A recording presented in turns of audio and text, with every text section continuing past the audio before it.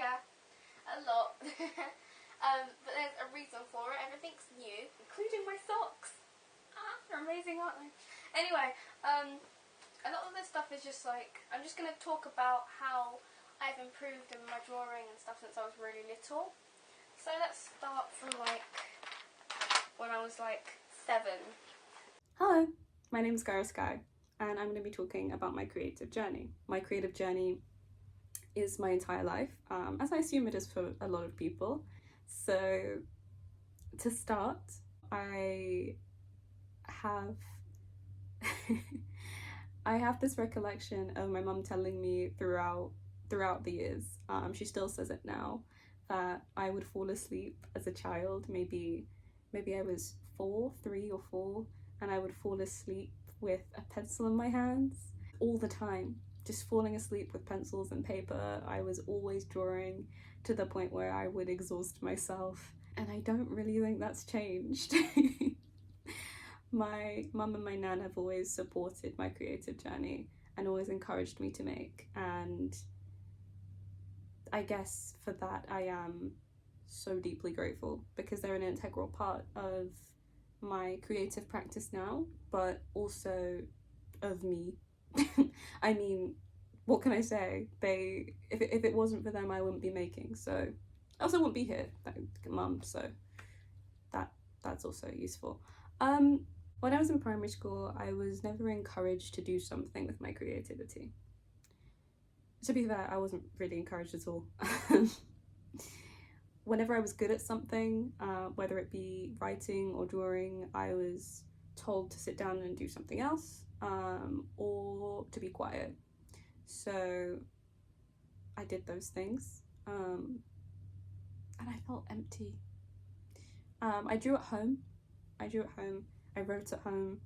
I did all the creative stuff wherever I could, but I was never encouraged in school, and I was never taught that that could be something I could move into as a career or could continue for the rest of my life if I wanted to. I thought I had to stop. I thought it was a childish thing that you stop, which leads me into high school, where when I was 12, I vividly remember saying this. I said, I'm 12 now, so I have to stop drawing, because what 12-year-old draws? Which is so ridiculous. I don't even know where I got that idea, but I clearly believed it. And I didn't draw at school, but luckily this was only for like 2 weeks, which for me was very long at that time. But I met a friend, and he was constantly drawing, and I recognized that I could do that too, and that there wasn't an age where you had to stop creating or making. So I'd make characters and I would draw them, and I developed a style, and then I started making YouTube videos, actually, which is kind of the format that I have chosen to make this video in. Hi guys, my name's Kyra-Sky. I'm 12 and I live in a house. Okay, I love to draw, and drawing is what I'm going to be doing in a lot of these videos. Well, in all of them really. I'm going to be doing tutorials and maybe a few animations, but yeah, those were really formative years for me. I learned a lot about what I like to do, what I don't like to do, and I guess about communicating visually, because I'd always struggled to communicate exactly what I felt, given that primary school had kind of stifled a lot of that for me. I wasn't sure how loud I was supposed to be, and I wasn't sure if I didn't think I could write anything that was useful or important, and I didn't know you could communicate visually, because that was never encouraged. And although it was encouraged at home, my mum's a nurse, my nan was a cook. I didn't come from a big family of creatives, so I didn't really know what was out there for me, as encouraging as my mum and my nan were. So YouTube and finding a community and a space where people really cared about what I was doing, and I found other people who were doing other things, and people I could learn from and people I could look up to.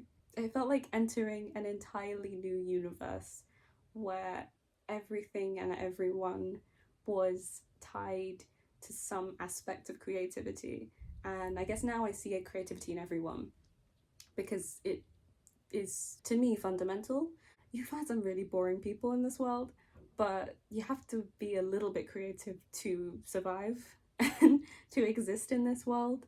So I don't like blanket statements, but I don't know if anyone out there is truly uncreative, completely and entirely uncreative. I think there's always a little bit of that in everyone. Yeah, but back to high school. I had some wonderful art teachers which kind of reshaped what I was unlearning from my presence on the internet. They were incredible. I didn't feel challenged by the work because I was drawing every day and I did so much practice and so much studying, not for any other subjects, which was evident in my results, but but definitely for art. And I loved every second of it, but I didn't do the formal studying. I did what I wanted to do. I didn't do what I was assigned to do. And what I was assigned to do, I would leave until the day and then I would do it in my lunch break. And I told my mum that, and she was like, you need to be challenged, I think they need to challenge you. And so she stormed up into the school and she told them, you need to challenge this kid. Because everything they're doing is in their lunch break, and the teachers were really surprised but really excited by that. And they did just that. They challenged me. They gave me more complicated things to draw and complicated things to study. They encouraged my mum to bring me to museums and galleries, and I had never been to a gallery prior or to a museum.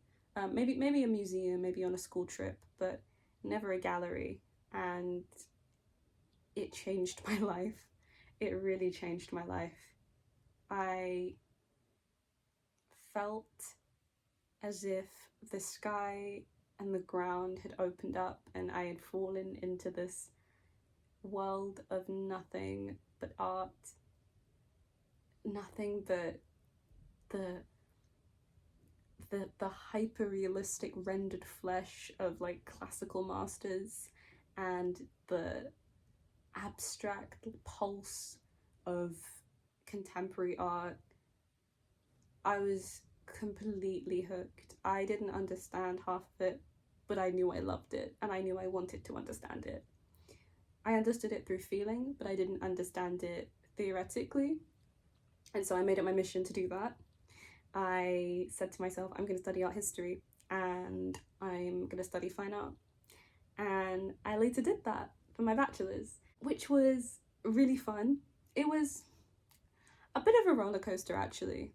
My first year, I won't go into details, but I was quite sick, so I wasn't really there very often, and so I didn't really get the full experience of first year uni. And then second year was the pandemic, so again, didn't get that experience. I went in third year, and something shifted. I know what it was. It was, other than the pandemic, it was the height of the George Floyd protests, and for the first time I said, I need to make work. I need to make work about this. I need to make work that mirrors the experiences of myself and of my family and of people I know. I need work that represents us, because up until that point I was only seeing like a few works by Black artists, and at uni I was, well, not in art history, but that's a whole nother discussion. In my fine art classes, we were introduced to some Black artists, but I knew that there were so many more that I wasn't seeing. So I made it my mission to make work that would ensure that I saw the work I needed to see and ensure that that work would inform my own. It was a really meditative time. I had a lot of feelings, I had a lot of thoughts, and I managed those through an essay that I had to complete for my third year. And that essay was titled Black Hole as Metaphor, where I explored how experiences of blackness could be understood through the astronomical phenomenon of the black hole. Bit of a mouthful. But that was the beginning, I guess, of what my creative practice looks like now. I still use that framework in everything I make. It is the thing that underpins, theoretically, all of my work. And I think it's probably one of the most pivotal parts of my creative journey, other than the internet, when I was a lot younger in my teens, and all of the creating I used to do as a child. But yeah, that was huge for me. I moved on after my bachelor's to do my master's. I said I need to continue working on this framework. I made visual work for it. I won the Fine Art Writing Prize. I didn't know I could write before then, so that was a real shock, but now I love to write. I always wrote, but I didn't know I was any good at it, so I just did it and was like, okay, that's a thing that I do. Went on to my master's, managed to get a full scholarship, and I was convinced that this would be my shot to becoming a figure in the art world, that this would change the trajectory of my artistic life. And it didn't in the way I thought it was going to. It did change my life, but it was more so down to the people that I met, the experiences I had, and less about what I learned about the art world. I learned a lot about my practice, but not about the art world. So it didn't have that effect in the way that I thought it was going to, but it did teach me a lot. Yeah. Today I am working hard to carve a space for myself in the art world. I maybe slightly embarrassingly sit for an undefined amount of time each day. Well, maybe each week, because I do miss days. Each week, kind of just spiraling into a research-induced frenzy where I'm drawing and I'm writing and I am going through post-it notes. I could probably have stocks in the company. Anyway, I get off onto different topics and it's not good for anyone. I need to refine, sit down, calm down. Okay, so I have little notes, and these little notes are they're just to keep me on topic, because I have a tendency to just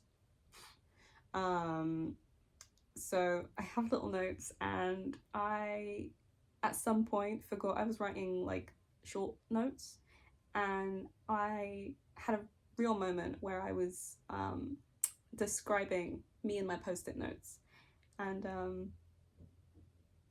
let me just share with you what this is. Me and my little hoard of post-it notes.